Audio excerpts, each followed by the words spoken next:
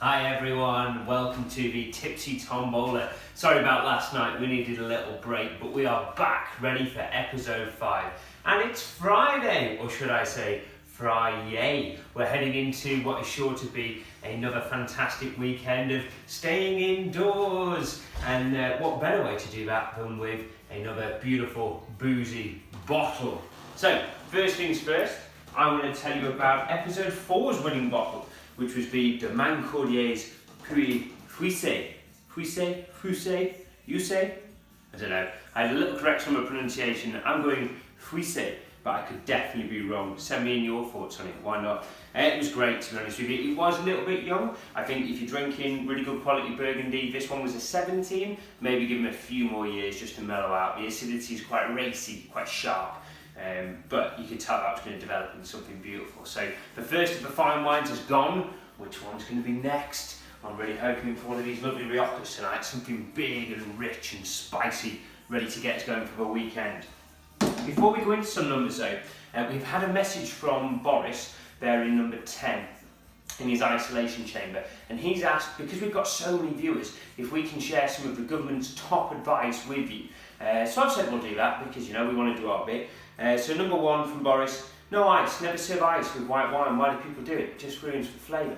It's really strange. Number 2, divots. Boris told me that a lot of people think that the divot in the bottom of a bottle actually is a sign of quality, how deep the divot is. Nonsense, that one, nonsense, say the government, and I'm inclined to agree. And thirdly and finally, screw caps. Gone are the days of screw caps being a sign of inferior quality. So you'll notice that a lot of the wines we have here, including actually some of the fine wines, use screw caps as closures. Nothing wrong with that these days. Okay, so on to some numbers. The first one I want to show you is number 37.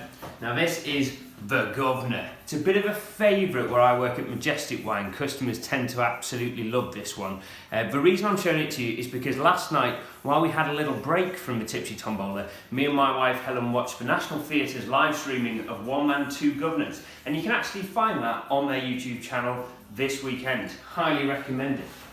I want to show you one more. We've realised we're going to run out of bottles if we keep showing them. So the last one for today is number 60, and it's the Lakes Gin Liqueur. This one is rhubarb and rosehip. I hope you can see it there, next to the Cotswolds and the Chase.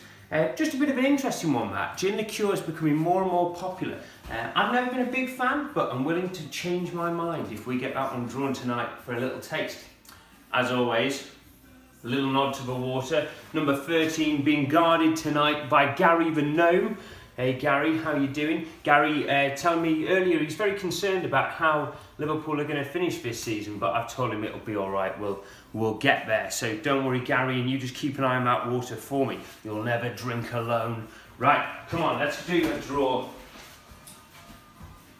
We have officially run out of hats on episode 5, so we've taken to this lovely smiley toy. Now, I think this is yours, isn't it, hon?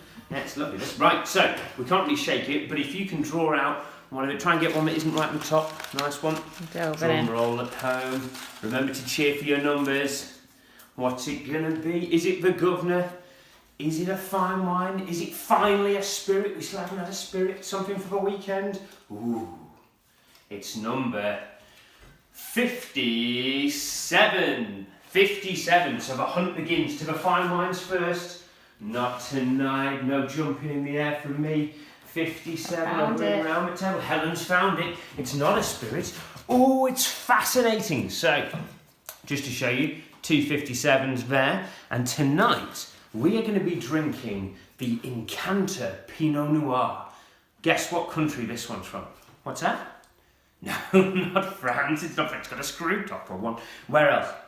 No, not Chile, although they do a lot of Pinots, don't they? New Zealand. Not even New Zealand. This one is from Romania. Helen, have you ever drank Romanian wine before? Maybe. Maybe, she says. I think probably not, but you're about to tonight. The Incanter is jammy. That's the best way of describing it. It's a jammy berry mouthful. It's tingly. It is phenomenally good value for those of you that like a light, fresh red. And I think it's just going to be a beautiful way to kick off the weekend. So we're going to go away and drink the Incanter. Top tip from Jack, serve it lightly chilled. Some of your lighter Pinots can be served lightly chilled as a refreshing change. Have a marvellous weekend. I'm sure we'll see you very soon. Cheers.